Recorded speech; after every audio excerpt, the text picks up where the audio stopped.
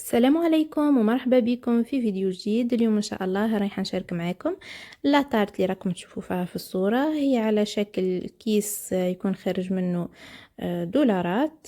التزيين كما راكم تشوفوا في الصوره. تقريبا رايحه نشارك معكم كل التفاصيل، لكن قبل ما نبدا برك حبيت نوضح حاجه اللي هي منتشره نشوفها ياسر، انه كل تارت تكون مخدومه بلا باتا سكر نسموها كيك ديزاين. كلمة كيك ديزاين وش تعني؟ يعني نحن هنا إذا خطرت ببالنا فكرة حبينا نطبقوها، وإلا الزبون اقترح علينا الفكرة اللي راهو حابها ونحن صممنا الكيك، يعني درنا له تصميم رسمناه وجبنا حاجة جديدة، هنا نسمو قمنا بكيك ديزاين، صممنا الكيك. كيلكو سوا خدمنا بلا باتا سكر ولا خدمنا بالشونتي ولا خدمنا بلا كريم وبوغ.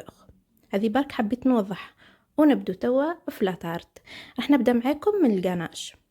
لاطارت هذه الكيك طيبته في مول القطر تاعو 14 سنتيمتر. بالنسبة للقناش راح ندير 350 جرام كريم فريش.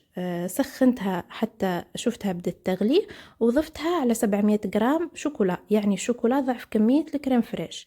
هنا كان الجو بارد شوي، ما ذابتليش الشوكولا، رجعت حطيتها فوق بان ماغي حتى ذابت الشوكولا تماما. حركتها كما راكم تشوفوا القوام تاعها يكون بهذا الشكل. توا راح نغطاها بابي فيلم ونحطها في الفريجيدير، في الفريجيدير برك. وتوا رايحه نرجع للكيك. كما راكم تشوفوا الارتفاع تاعها تقريبا جاني 12 سنتيمتر، القطر راهو 14 سنتيمتر. استعملت فيها 5 بيضات، 140 جرام سكر، 160 جرام فارينة مخلطة معها الكاكاو. في 160 جرام فارينة فيها معاهم ملعقة كاكاو، يعني مع الفارينة والكاكاو مع بعضهم جوني 160 جرام.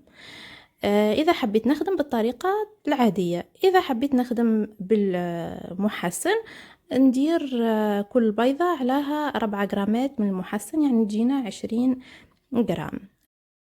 وبعد ما قسمت الجينواز رايحة نبدأ هنا في المونتاج. جبت المول نفسه اللي طيبت فيه الجينواز، درت فيه كيس يكون غذائي، ورايحة نبدأ في المونتاج. اللي طابت الأولى هي راح نحطها من الأسفل.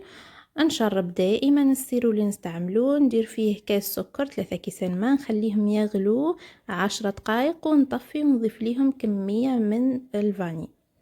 درت لاموس. بالنسبة للاموس درت فيها نورمالمون 250 جرام شونتيي، درت 100 جرام شوكولا نوار، ذوبتها مع 50 جرام من الحليب. بعد ما ذابوا بردوا شوي طلعت الشونتيي اللي هي جتني كاس ونص، طلعتها مع كاس ماء. لو طون اللي بردت فيه الشوكولا ضفتها على الشونتي وكملت طلعت وتحصلت على موس اللي راني نخدم بها ودائما نعتمد عليها. ولوغو تاعها جربوها بنفس المقادير وقولوا لي رايكم. ونكمل نخدم بالطريقه هذه. كما راكم تشوفوا راني نشرب فيها لكن ما نشربهاش ياسر. دائما لا طارت اللي نخدمها نغلفها بلا باتا سكر، ما نشربهاش ياسر، شويه برك. وكيف النوع هذا من لي طارت نحاولوا نبعدوا على الحشوات اللي تكون سايله، كيف الشوكولا تارتيني والكراميل وتقريبا انواع لي فوراج كامل، لانه لا طارت هذه فيها النحت، رايحين ننحتوها من بعد. هنا حطيتها في الفريجيدير، خليتها باتت ليلة كاملة، وقبل ما نبدأ نخدم بها في المرحلة هذه حطيتها في الكونجيلاتور، قعدت تقريبا ساعة ونص. كما راكم تشوفوا راهي باردة ماهيش جامدة، راح تشوفوها كيفاه راني نخدم بها، باردة ماهيش جامدة. وراح نبدأ ننحت فيها باش نمد لها الشكل تاع الكيس كيما راكم تشوفوا.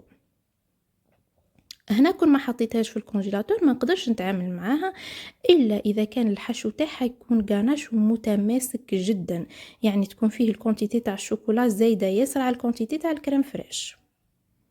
وانا بما انها لاطارت هذه كانت العيد ميلاد خويا، يعني لينا نحنا في الدار، حبيت ندير فيها الحوايج اللي نحبوها نحنا، وحبيت كيف كيف نجرب فيها. وكل حاجه نحب نجربها ما نجربهاش في الطلبيات، نجربها في ليطارت اللي نخدمهم لينا نحنا للدار. هنا بعد ما كملت نحتها نمسح السوتارت ونرجعها للفريجيدير باش ترجع تحكم روحها مليح. لاني رايحه نبدا ندير لها في القناش. هنا القناش كنت جبدته قبل شوي وذوبته شوي فوق بان ماري باش نقدر نتعامل بيه. ونبدا ندير اول حاجه الطبقه الاولى. ما ننسوش ان دائما نستعمل هذا البلا تورنو. وفي الادوات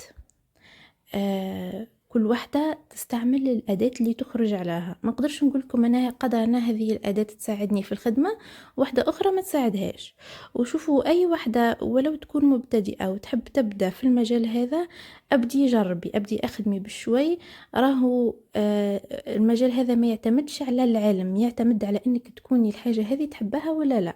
مشي تعليم، أنا حسب رأيي مش نشوف فيه حاجة تتعلمها وتدرسها، لا، نشوفها مجال تاع فن وذوق، وكل واحدة يكون عندها حب للمجال هذا تبدأ فيه. نرجعوا هنا للقناش كما راكم تشوفوا راني خدمت به. الطبقة هذه يكون سايل نوعا ما، لأني راح ندير الطبقة الأولى وبعده راح نعاود الطبقة الثانية. هنا في القناش أنا كنت جربت حاجة راح نقول لكم عليها باش ما توقعوش في نفس الخطأ اللي وقعت فيه أنا نورمالمون كنت لازمني ندير 700 غرام شوكولا معها 350 غرام كريم فريش. كي جبت القرعه تاع الكريم فريش ما لقيتش فيها الكونتيتي اللي مكتوبه، هي نورمالمون 400 غرام، ما لقيتش فيها 400 غرام، لقيت فيها 300 غرام برك. وليت هذيك الكونتيتي اللي ناقصه، قلت خلي نجربها حليب ونشوف القوام كيفاه راح يجيني. دو توت فاصون انا في لاطارت هذه ما نحتاجش تغليف اللي يكون حاكم روحه ويابس ياسر، يعني نحتاج تغليف فقط ما يكونش فيه الماء برك، حتى كون غلفتها بلا كريم وبوغ نورمال.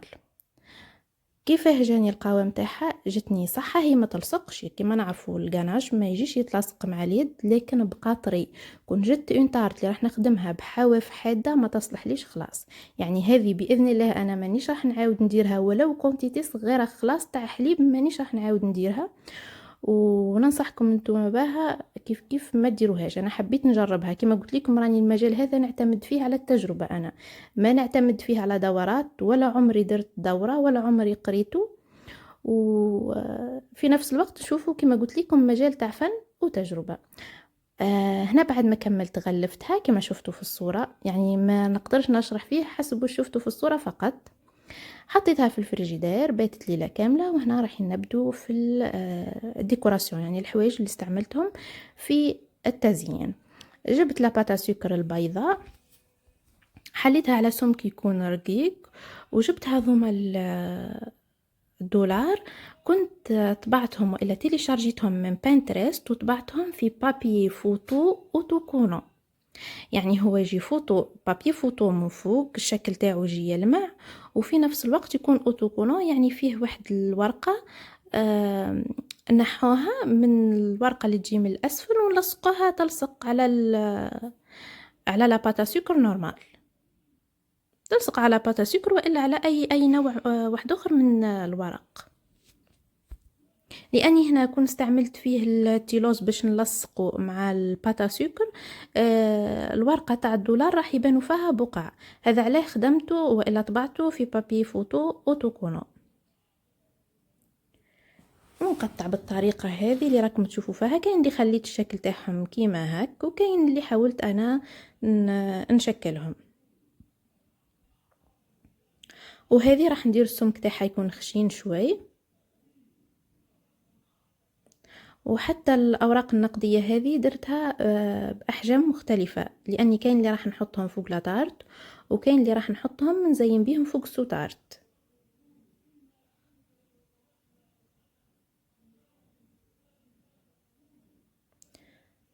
نكمل نقطع بالطريقه هذه. كما راكم تشوفوا راني نشارك معاكم في الصوره كما راني نخدم، كل مره نشوف حاجه نجربها والاداه اللي تصلح هي اللي نكمل نخدم بها. هنا درت خطوط باش تبان كأنها مجموعه من النقود،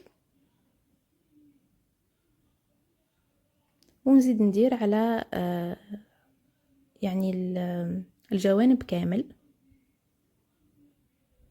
ورايحه نخدم واحده اخرى زيها نحطها فوقها. وكنت حاطه حذايا بلا حطيت فيه بابي كويسون. دائما الاشكال تاع لاباتا سكر نحطوهم فوق بابي كويسون. توا رايحه نشوف لاباتا سكر نوار نبدا نخدم فيها. شكلت هنا بعد ما عجنتها مليح. لاباتا سكر دائما كي نكونوا رايحين نخدموا بها نعجنوها مليح حتى نحسوها طريه. ورايحه نشكل حربوش، وبعد هذاك الحربوش نبدا نلوي فيه، يعني نجيب زوز كما شفتوا في الصوره نلويهم نمشيه شوي. وتوا راح نشكل بيه كانه نو كما راكم تشوفوا. انا راني بقيت نعاود حتى تحصلت على الشكل اللي راني حبيته. دورت الاول الطرف الاول ومن بعد نزيد نروح للطرف الثاني حتى هو ندوره. لكن هنا انا الخطأ اللي وقعت فيه نورمالمون الطرف الاول كي دورته نلصقه في الوسط بالتيلوز، والطرف الثاني كيف كيف نزيد نلصقه بالتيلوز. هذوما الاشكال بعد ما خدمتهم. هذاك الدولار خدمته لي اختي، وانا نخدم بطريقه اني ندير لهم الناكري قبل ما نحطهم على لاطارت، لاني انا نحب الجوانب كلها يتغطوا بالناكري. وكون هذه الطريقه نخدمها فوق لاطارت رايحه تتبقع بالناكري. جبت لاطارت من الفريجيدير. اذا درنا له القناش ما نحطوهاش في الكونجيلاتور، هذه جربتها راي اذا حطيتوها في الكونجيلاتور من بعد تسيب واحد الماء على الباتا سكر وتبدا الباتا سكر تتشقق وتبدا تبان كانها طريه. جبت الباتا سكر نوار حليتها بسمك يكون ماهيش رقيقه وماهيش خشينه، وهذه الطريقه اللي نخدم بها. بالنسبه للباتا سكر لاطارت هذه دت لي في التغليف الرطل تقريبا واحد 750 جرام، بقالي منها شوي. يعني انا شريت هذه اللي نستعمل فيها تاع وان ميكس، شريت 3 تاع 250 جرام، بقالي منها شوي. وكما راكم تشوفوا راهي تجي ملساء ما تتقطعش، لكن اهم حاجة لازم نعجنوها مليح. لازم كي نبدا نحل فيها تكون طرية، وكما راكم تشوفوا راهي ما لصقت ليش. ودائما نخدم بها فقط نحنا في الدار، او حتى كي خدمتها مع اني راني خدمتها انا بعد كي قصينا لاطارت لاباتا سكر نحينا لاباتا سكر ونحينا الغاناش في زوز مكليناهمش. هذا علاه انا دائما كي تشوفوني نخدم لي طارت تاع الشونتي. اصلا انا نحب لي طارت تاع الشونتي، لكن كاين ديزاين ما يصلحش بالشونتي، كيف الديزاين اللي درته اليوم يصلح غير باللاباتا سكر. وتوا هنا راح نبدا في التزيين. بالنسبه للاباتا سكر بلون استعملت غير 250 غرام فقط. توا راح نخدم التزيين اللي يجي من فوق. ندير حربوش ما يكونش كبير ياسر. المهم لاطارت هذه راهي بعد التغليف بالغاناش وبلاباتا سكر تولي فيها 16 سنتيمتر.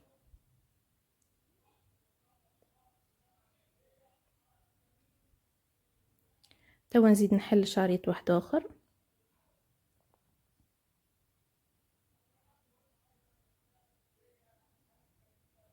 وما يكونش رقيق وما يكونش خشين، ونحاول نبدا نكمش فيه بشوي كيف هكا ونلمه في شكل دائرة، يعني نلمه في شكل دائري بهذه الطريقة. ومن بعد نقص هذاك الزايد كامل ونحطه على الحربوش اللي حطيته الاول باش تبان كأنه كيس ومغلوق من فوق.